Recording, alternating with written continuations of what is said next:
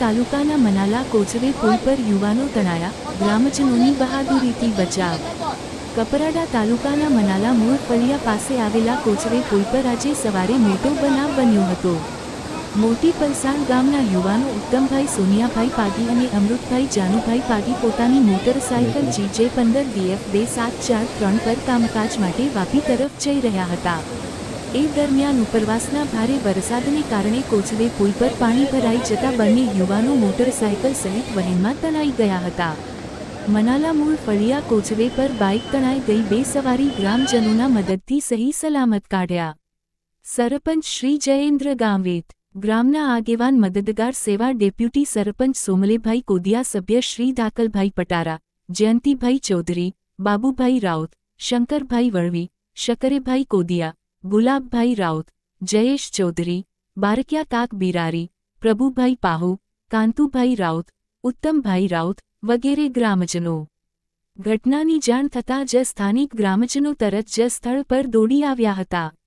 ભારે જહેમત બાદ ગામલોકોએ બંને યુવાનોને સુરક્ષિત બહાર કાઢ્યા અને સાથે મોટરસાયકલને પણ બચાવી હતી। સદનસીબે બંનેના જીવ બચી જતા ગામમાં રાહતનો માહોલ સર્જાયો હતો। આ બનાવની જાણ થતાં વાડધા મનાલા ગામના સરપંચ જયેન્દ્ર ગાવિત પણ સ્થળ પર પહોંચ્યા હતા। તેમણે ગ્રામજનોના બહાદુરીપૂર્ણ પ્રયાસોની પ્રશંસા કરી હતી તથા સરકારે તાત્કાલિક આ કોચવે પુલના સ્થાને કાયમી મોટો પુલ બનાવવા માંગ કરી હતી, જેથી વરસાદી સિઝનમાં આવો જોખમ ફરી ન સર્જાય। મનાલા મૂળ ફળિયા અમે ઘરે ઉઠા ત્યાંથી આ લોકો અવાજ જેવા કર્યા એટલે અમે દોડતા આવ્યા એટલે અમે વિચાર્યા કે ભાઈ સામાન હતો તે કાઢ્યો ને આ ગાડીને એક છોકરો નીકળી ગયો, પછી પૂછો ત્યારે પછી આવ્યો ને ગાડી કઈ બાજુ એટલે બધા ફળિયાના આવ્યા ને અમે બધા વિચારે કે ચાલો આપણે કાઢીને આપીએ, મદદ અમે કરી ને ગાડીને આ માણસ બી સલાહ સમજ છે ને બધા હારામાં નથી એટલે ગામનું બધું બહુ સેવા કરી એટલે અમે સેવા કરી। નમસ્કાર, મનાલા વાડધાના સરપંચ જયેન્દ્ર ગાવિત।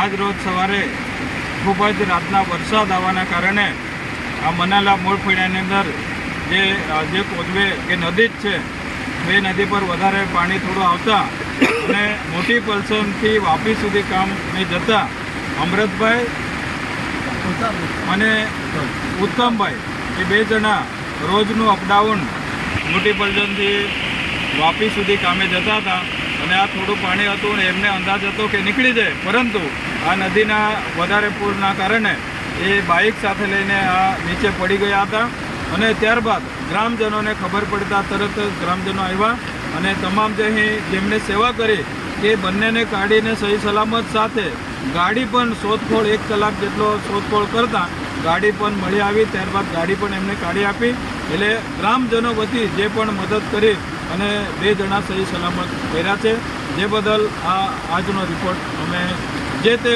કચેરીને અમે વિનંતી કરીએ કે આ નાનલું વધ્યું છે એ ખરેખર બનાવવા જેવું છે, કારણ કે એ જગા ઉપર અવારનવાર પણ આવા બનાવો બનતા હોય છે, જેથી કરીને પરિવાર અમે આ તાત્કાલિક દિવાળી સુધીમાં બને એવી માંગ પણ કરીએ છીએ।